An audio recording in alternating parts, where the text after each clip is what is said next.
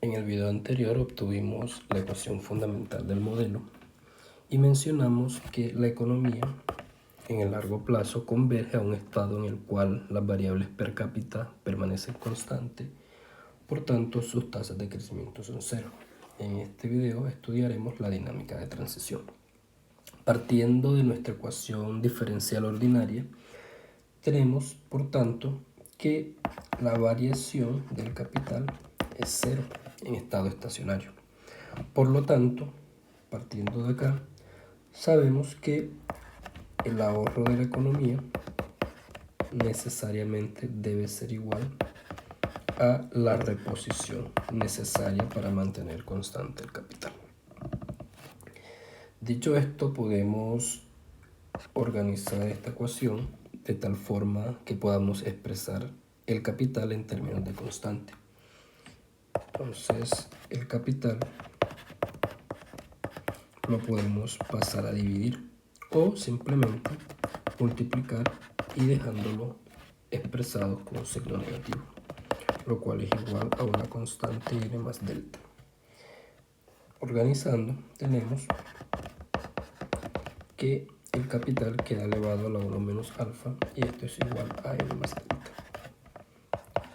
Seguidamente, despejando capital, tenemos que él es n más delta dividido s más a.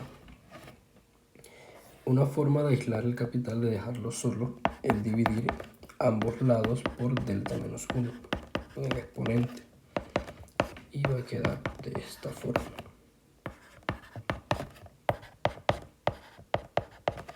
Simplemente en la parte izquierda nos queda capital y en la parte derecha queda n más delta sobre la tasa de ahorro por a elevado a la 1 sobre alfa menos 1. Claramente alfa menos 1 es negativo, por lo tanto puedo reescribir el stock de capital de estado estacionario como la inversa, de esta forma. Ahora 1 menos alfa en vez de alfa menos 1. Vemos entonces que el stock de capital de estado estacionario aumenta conforme aumenta la tasa de ahorro. Aumenta cuando aumenta la tecnología y disminuye cuando hay incremento en la población e incrementos en la tasa de ahorro. Por otro lado, sabemos que el producto per cápita es igual al capital per cápita elevado al alfa. Por lo tanto, el valor de estado estacionario del producto va a ser igual al valor de estado estacionario del capital elevado al alfa.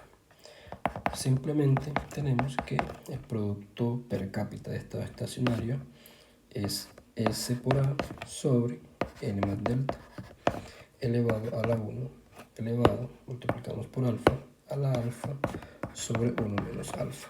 De igual manera vemos que el producto per cápita incrementa con el ahorro y la tecnología y disminuye con la población y la depreciación.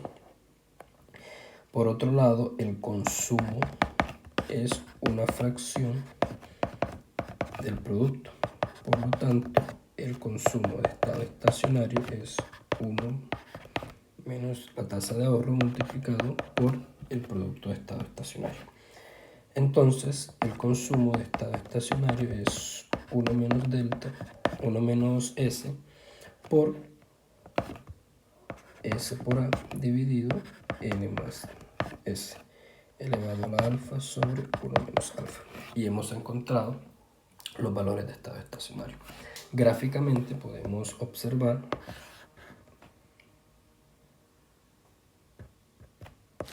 que el estado estacionario se ve de la siguiente forma. Tenemos YT, tenemos el capital, tenemos la función de producción, que ya la discutimos, donde ella es una función del capital per cápita.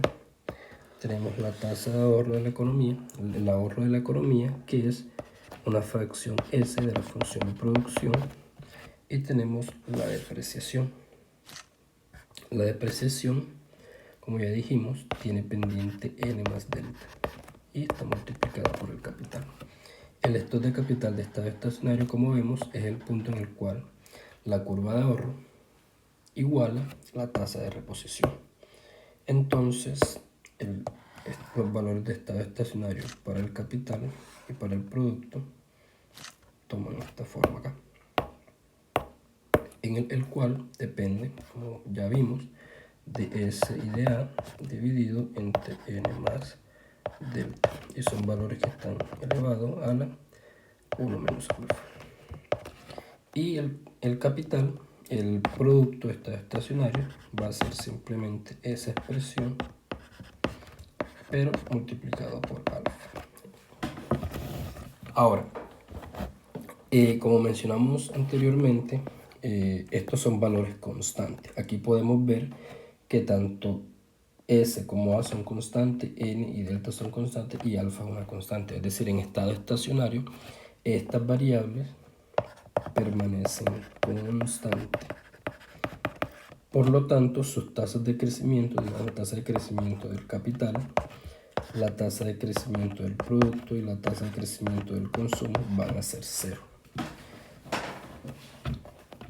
Pero variables per cápita. El crecimiento de las variables per cápita es cero porque ellas permanecen constantes en el estado estacionario. Pero ¿qué sucede con las variables agregadas? Las variables agregadas no necesariamente tienen este mismo comportamiento. Partamos, por ejemplo, del capital. Sabemos que el capital per cápita es igual al capital agregado dividido L.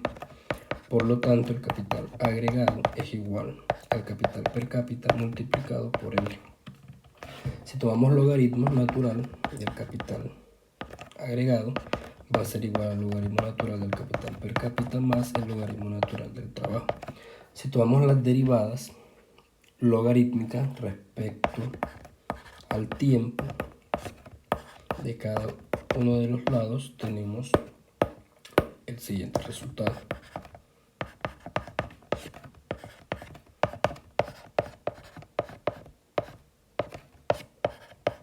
Por un lado tenemos la tasa de crecimiento del capital agregado, va a ser igual a la tasa de crecimiento del capital per cápita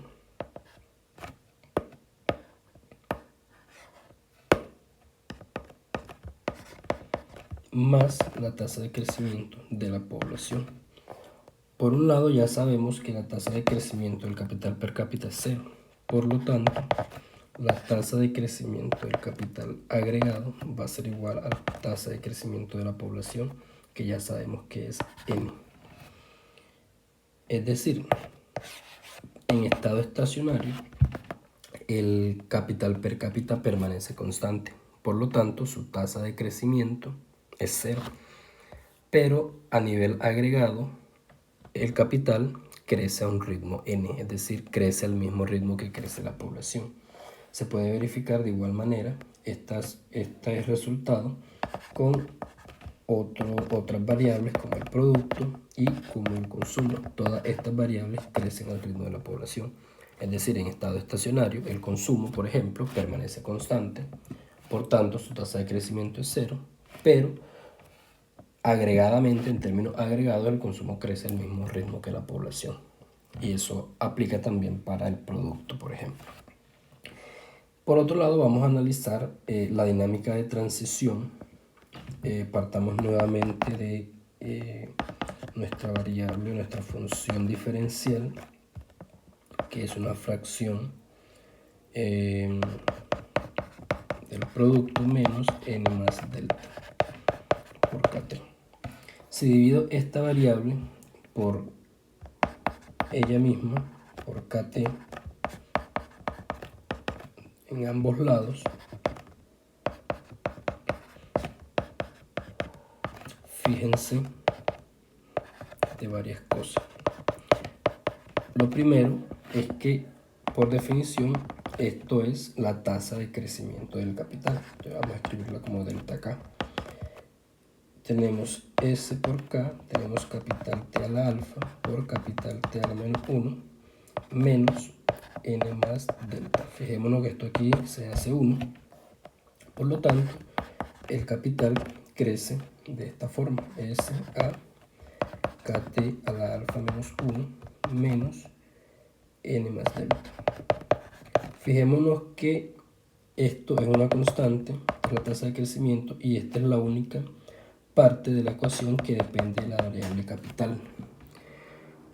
Claramente podemos ver que alfa menos 1 es menor que 0, siendo alfa un número entre 0 y 1. Por lo tanto, sabemos que la tasa de crecimiento del capital es una función que varía de forma negativa con respecto a los incrementos del capital. Entonces esto lo podemos ver de forma gráfica, ahora lo vemos. Y también podemos obtener otras tasas de crecimiento. Por ejemplo, sabemos que YT nuevamente es igual al capital T elevado al alfa. Tomando logaritmo, tenemos que el logaritmo natural de YT es igual a alfa por el logaritmo natural de KT. Si tomamos derivada logarítmica respecto al tiempo, acá tenemos alfa por la derivada logarítmica de capital respecto al tiempo. Vamos a obtener entonces que la tasa de crecimiento de el producto va a ser alfa multiplicado por la tasa de crecimiento del capital. Esto ya lo conocemos, reescribamos tasa de crecimiento del producto va a ser igual a alfa por la tasa de crecimiento del capital. Entonces la tasa de crecimiento del producto va a ser alfa veces la tasa de crecimiento del capital, que es esta que acabamos de hallar. Ya tenemos S por A, capital T a la alfa menos 1 menos N más delta. Y cierro. Fijémonos que también la tasa de crecimiento del producto va a ser una función con pendiente negativa respecto al capital. Y va a ser simplemente una fracción de ese crecimiento, debido a que alfa, repito, es un parámetro que está entre 0 y 1. Finalmente, el consumo en T es igual a 1 menos S multiplicado por YT. Entonces, tomando el logaritmo natural del consumo en T, tenemos que el logaritmo natural de 1 menos S más el logaritmo natural de YT. Si tomamos la derivada del logaritmo natural del consumo respecto al tiempo, tenemos derivada de esta constante respecto al tiempo más la derivada del logaritmo natural de YT respecto al tiempo. Es decir, tenemos la tasa de crecimiento del consumo va a ser igual a la tasa de crecimiento de esta constante, la tasa que siendo una constante 0, más la tasa de crecimiento del producto. Entonces vemos acá que la tasa de crecimiento del consumo es igual a la tasa de crecimiento del producto, que a su vez la obtuvimos y es alfa veces la tasa de crecimiento del capital. Entonces nuevamente el consumo crece a una proporción del crecimiento del capital, que es esta expresión que obtuvimos. Realmente aquí es negativo porque ese signo afecta, este negativo afecta a toda la expresión. Entonces lo hemos obtenido gráficamente. Entonces obtenemos la dinámica del capital. El capital tiene una tasa de crecimiento y él cambia respecto a avanza acá. Entonces veamos que el capital, por una parte, veámoslo acá que se ve más claro, depende de esta aquí, que es una constante, la podemos escribir aquí, que llamaremos n más delta. Y tenemos que esta tasa de crecimiento es 0 cuando estas dos curvas se igualan. Entonces, habíamos dicho que la tasa de crecimiento es una pendiente negativa del capital, siendo que porque alfa menos 1 es negativo. Por lo tanto, esa curva va a tener más o menos una forma así. Y acá tenemos nuevamente el valor de estado estacionario. Fijémonos que en este punto, en el punto hacia la izquierda del estado estacionario, esta tasa de crecimiento necesariamente es positiva. El capital es positiva porque el ahorro en cualquier punto a la izquierda es superior a la depreciación. A medida que nos acercamos al estado estacionario, vemos que el capital aumenta, por lo tanto su productividad marginal disminuye, lo cual hace que sea menos productivo y por lo tanto queden menos recursos para reponer el capital. Cuando nos situamos a la derecha, vemos que por el contrario la tasa de ahorro, la tasa de reposición es muy superior al ahorro de la economía. Es decir, existe excesivo uso de capital. Su productividad marginal es muy baja y ella incrementa cuando disminuimos su uso.